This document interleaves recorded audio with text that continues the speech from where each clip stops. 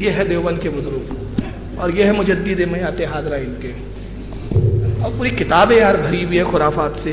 آخر میں ایک بات بتا دوں کہ یہ چھچورے بھی نمبر 1 کے تھے، اور اگر چھچورا پن بتاؤں ان کا تو اس کے لیے میں سمجھتا ہوں 10 مجلسیں چاہیے مجھے، 10، اور آپ اتنا وقت نہیں دے پائیں گے اور میں اتنا 10 مجلسوں میں بول بول کے بھی تھک جاؤں گا، ان کے قصے نہیں ختم ہوں گے، مگر میں 2-4 قصے سنا دیتا ہوں۔ ان کی ایک کتاب ہے، کتاب کا نام ہے مولانا اشرف علی تھانوی کے پسندیدہ واقعات، مولانا تھانوی کے پسندیدہ واقعات۔ اس میں ایک واقعہ کیا لکھتے ہیں، یہ تھانوی صاحب کے چھچورے واقعات ہیں۔ کہتے ہیں ایک مرید نے خواب دیکھا، پیر صاحب کے پاس آیا اور کہا کہ حضور میں نے کل ایک خواب دیکھا، پیر صاحب سے کہہ رہا ہے۔ تو پیر صاحب کہتے کیا خواب دیکھا؟ کہ مرید کہتا ہے کہ حضور میں نے کل خواب یہ دیکھا کہ آپ کی انگلیوں میں شہد لگا ہوا ہے اور میری انگلیوں میں بو لگا ہوا ہے، غلاظت لگی ہوئی ہے۔ پیر صاحب نے کہا ہم ہے اسی لائق، ہماری انگلیوں میں شہد نہیں ہوگا تو کیا ہوگا؟ کہا حضور آپ نے بھی پورا خواب نہیں سنا۔ اس کے بعد خواب یہ ہے، اب آپ سمجھ گئے، یہ تھانوی صاحب نے بیان کیا۔ تھانوی صاحب کی پوری لطیفے کی کتاب بن سکتی ہے، اس کا نام رکھا جا سکتا ہے تھانوی جوکس، تھانوی کے جوکس۔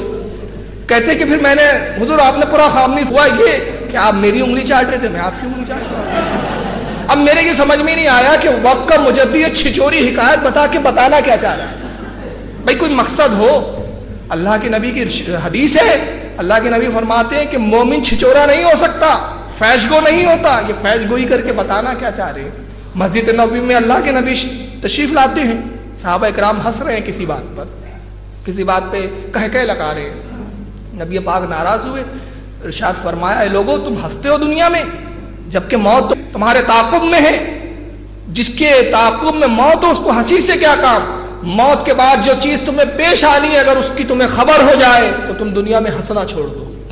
راوی کہتے ہیں کہ وہ صحابہ اکرام کا عالم یہ ہو گیا کہ آخرت کے خوف سے ہمیشہ خوف زدہ لرزہ براندام رہتے، اور پھر انتقال تک کسی نے ان کو ہنستے ہوئے نہیں دیکھا۔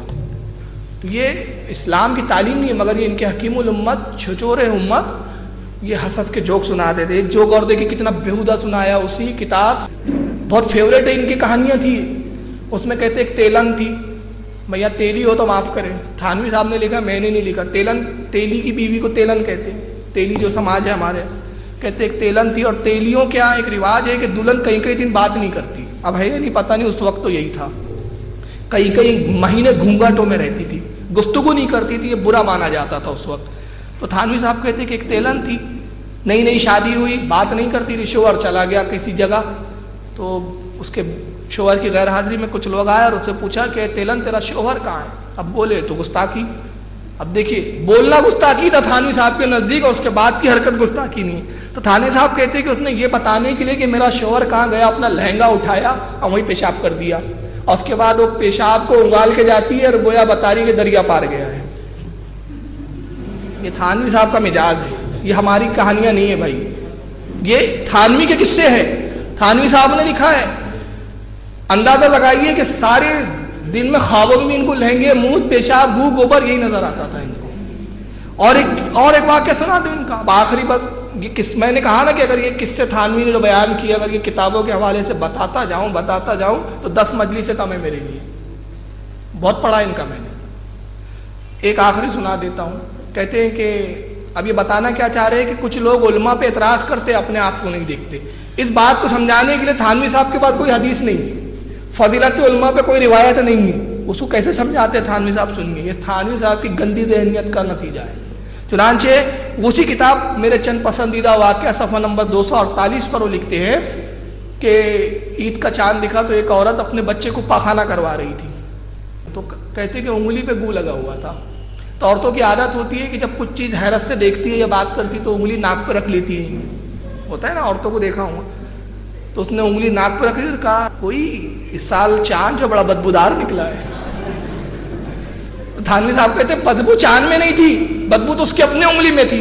تو اسی طرح کچھ لوگ علماء پہ اعتراض کرتے اپنے آپ کو نہیں دیکھتے، یہ سمجھانے کے لیے ان کو گو گوبر والی شکایت ملی۔ ان کا معاملہ کیا تھا؟ چرکین کر کے ایک شاعر تھے، نام سنا ہوگا آپ نے، چرکین، وہ صرف گو گوبر کی بات کرتے تھے۔ تھانوی صاحب کا بڑا گہرا تعلق لگتا ہے، مجھے کبھی کبھی ڈاؤٹ ہوتا ہے کہ چرکینی کا نام تھانوی تو نہیں تھا کہیں، ہو سکتا ہے ایسا، واللہ جانے۔ ان کو ہمیشہ گو گوبر کی اب وہ وقت نہیں ہے۔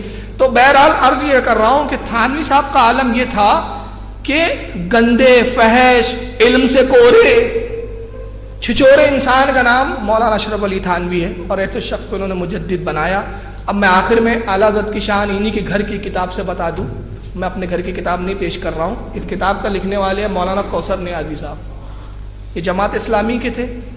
مولانا ادریس کاندھیلوی دیوبند کے عالم سے بھی انہوں نے پڑھا، اور ان کا ذکر انشاءاللہ میں کل ان کے کچھ حوالے بتاؤں گا رضا اکیڈمی کے جلسے میں کہ مولانا کوثر نیازی کون ہے۔ صرف ایک تعارف بتا دوں، کوثر نیازی کا جماعت اسلامی کے تھے، ہمارے مکتب فکر کے نہیں ہیں۔